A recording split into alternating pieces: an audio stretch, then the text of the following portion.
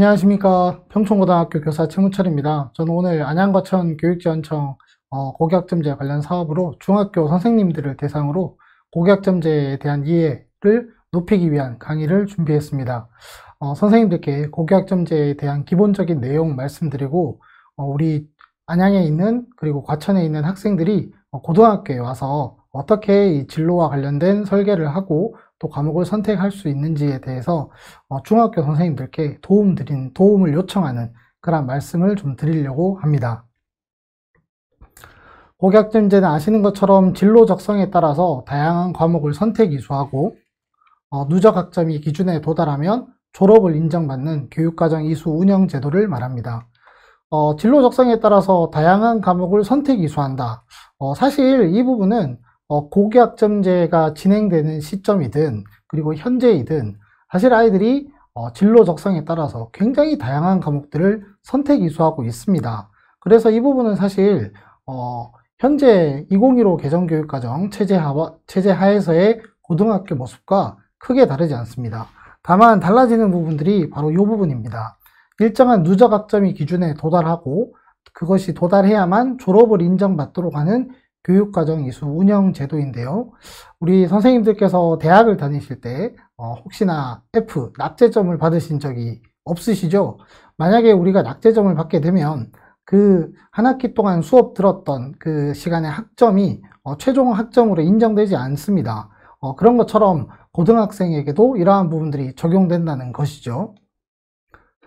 고교학점제 운영 체계를 좀 단계적으로 살펴보면요. 학교에서 학생들이 진로에 맞게 다양한 과목을 이수할 수 있도록 설 과목을 개설을 하고 이렇게 다양하게 개설되어 있는 과목들 중에서 학생들별로 어떠한 과목들을 이수해야 하는지 진로 학업 설계 지도가 이루어지고요. 이것을 바탕으로 해서 학생들이 자신이 원하는 과목을 적절하게 수강 신청을 하고 수업 운영을 한 후에 학생들을 평가하게 되겠죠. 그러면 지금 보시면 1단계부터 5단계까지 이 단계는 사실 현재와 똑같습니다. 대신에 이 부분이 좀 달라집니다. 학생의 평가 결과가 일정 점수 미만, 현재 발표된 바에 따르면 40점 기준이죠. 40점 미만이 되면 미이수 처리가 되고요. 40점 이상이 되면 이수 처리가 되는데, 제가 앞서 말씀드린 것처럼 대학생들의 경우에는 그러니까 낙제 점수를 받게 되면 그 학점을 이수하지 못한 것으로 처리를 하겠지만, 현재 이제 고등학생들에게, 미성년자들에게 우리가 그렇게 할 수 없겠죠. 따라서 이 40점을 도달하지 못한 학생들은 보충을 할 수 있도록, 다시금 이수 상태로 올라갈 수 있도록 보충 프로그램을 제공을 하고 이것을 충분하게 이수를 했으면 과목별 성취 수준에 도달했다고 판단하고 학점을 취득할 수 있도록 하는 제도. 그래서 고교학점제를 고등학교의 어떤 과목 선택과 관련된 그러한 체제라기보다는 이 졸업제도와 관련된 학생들의 수업과 평가에 대한 책임성을 부여하는 그러한 제도라고 이해하시는 것이 조금 더 쉽게 이 제도를 이해하실 수 있을 것 같습니다. 그러면 우리 학생들이 이 모든 과목에서, 자신이 이수하는 모든 과목에서 적절한 과목 이수를 하기 위해서 어떤 것들이 필요할까요? 바로 학생들이 원하는 과목들을 들을 수 있어야 하고요. 학생들이 미이수가 되지 않도록 학교도 충실히 지도해야 되겠죠. 동시에 학생들도 충실히 수업에 임해야 할 겁니다. 또 진로 희망에 맞도록 과목 선택하는 것이 중요하다 강조되다 보니까 다양한 학습 경험을 제공할 수 있는 그러한 노력들을 학교가 기울여야 하고요.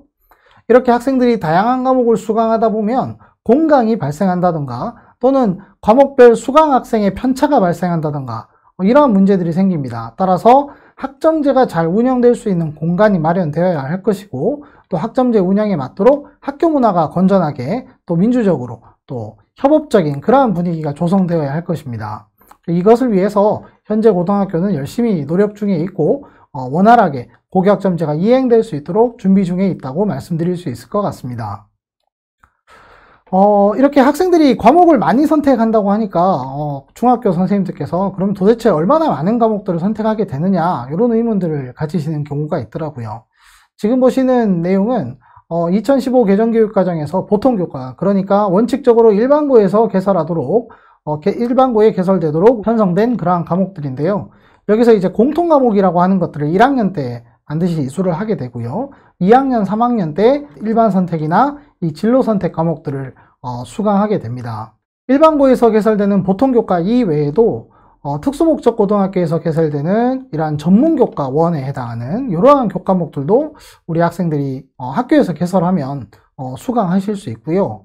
그 다음에 특성화고등학교, 직업계고등학교에서 개설된 일반적인 기초과목들 또한 이렇게 이수할 수 있습니다. 그래서 사실상 고교학점제 현재 2015 개정교육과정 하에서는 보통교과는 물론 특수목적고등학교에서 개설되는 전문교과, 그 다음 직업계고등학교에서 개설되는 전문교과 2 또한 모두 이수할 수 있는 그러한 형태로 과목 편제가 이루어지고 있습니다.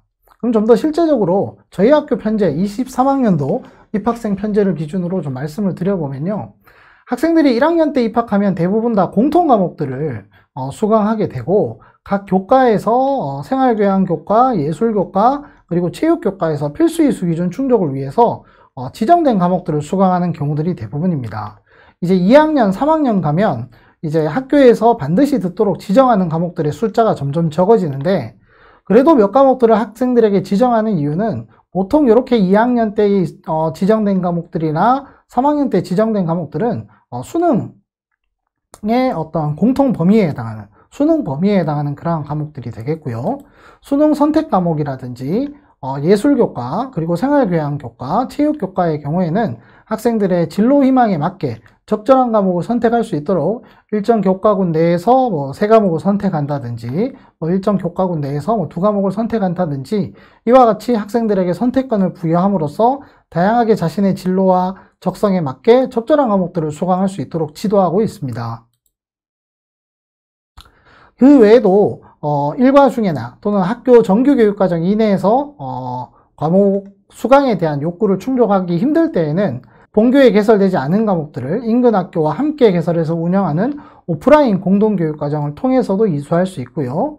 그리고 또 학생의 과목 개설 요구가 있었으나 수강하고자 하는 인원이 적어서 개설이 어려웠던 과목의 경우에는 별도로 학생의 과목 선택권 확보를 위해서 소수 인원을 대상으로 방과 후 또는 일과 중에 이렇게 진행하는 소인수 강좌라고 하는 것도 운영되고 있습니다. 이처럼 다양한 교과목들을 학생들이 1학년에 입학해서 고등학교 1학년 때 입학을 해서 선택을 하고 또 2학년, 3학년 이렇게 수강하게 되는데요. 제가 이제 중학교 선생님들께 당부드리고 싶은 또 중학교에서 꼭 지도가 이루어졌으면 하는 그러한 내용은요. 바로 이 진로에 대한 결정입니다. 2020년 KIC에서 연구한 고교학점제 선도학교 연구학교를 대상으로 연구한 결과 학생들에게 언제 진로가 결정되었냐라고 물어보니까 고등학교 1학년 때 결정되었다는 아이들이 42%, 중학교 때 결정되었다는 아이들이 28%였고요.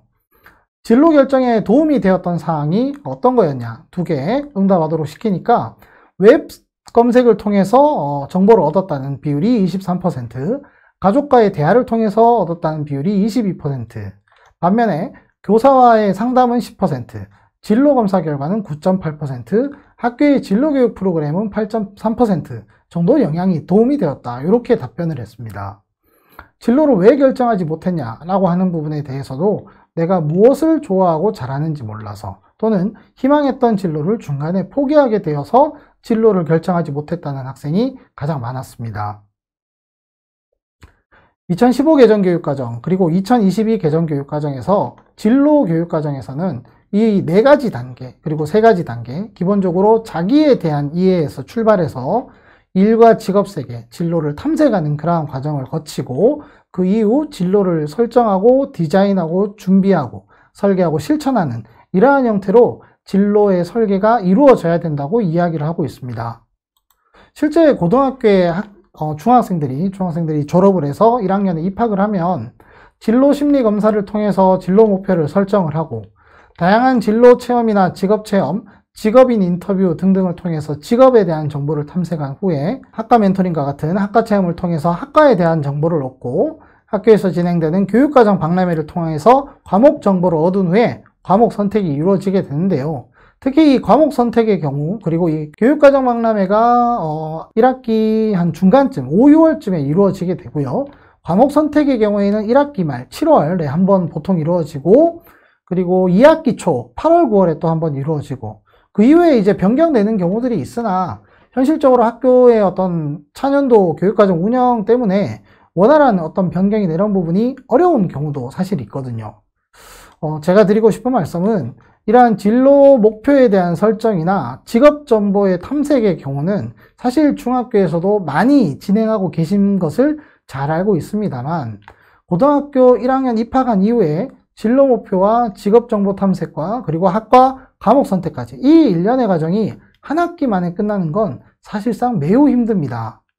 따라서 우리 학생들이 중학교 때부터 자신의 적성이 무엇이고 자기의 흥미가 무엇이고 자기가 가지고 있는 직업에 대한 가치관이 무엇인지 이러한 고민들을 충분히 할 수 있는 기회를 제공해 주신다면 우리 학생들이 고등학교에 진학한 후에는 직업 정보나 학과 탐색 또는 이러한 진학 정보 탐색으로 1학년 1학기를 보내면서 자연스럽게 과목 선택으로 이어질 수 있도록 하면 더욱더 중학교와 고등학교가 연계되는 그러한 진로 교육이 이루어질 것이라는 생각이 듭니다.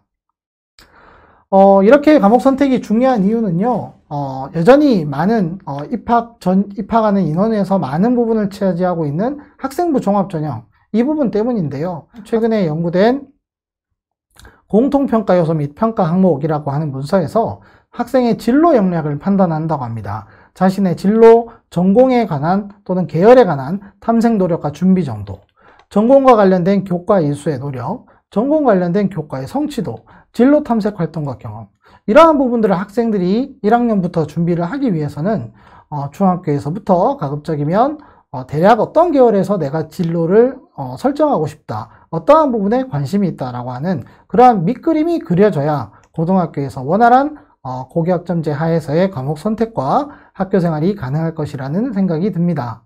여러모로 중학교의 현장이 고등학교와 달리 많이 치열하고 많이 바쁜 점은 저도 간접적으로 잘 알고 있습니다. 그럼에도 불구하고 우리 중학생들이 고등학교를 선택하고 또 고등학교에서 와서 유의미한 학습 경험을 하기 위해서는 중학교에서도 적절한 진로 교육이, 물론 지금도 잘하고 계시지만 훨씬 더 많은 진로 교육이 필요하다는 생각이 들어 염치불구하고 이렇게 부탁 말씀드렸습니다. 고교학점제 너무 어렵게 생각하지 마시고요. 학생들이 원하는 과목 충분히 들을 수 있도록 안양가천교육지원청 모든 고등학교들이 노력하고 있으니까 많은 학생들 우리 일반고로 또 직업계고로 이 안양가천에 있는 학교로 많이 보내주셨으면 좋겠습니다. 그럼 여기서 설명 마치겠습니다. 감사합니다.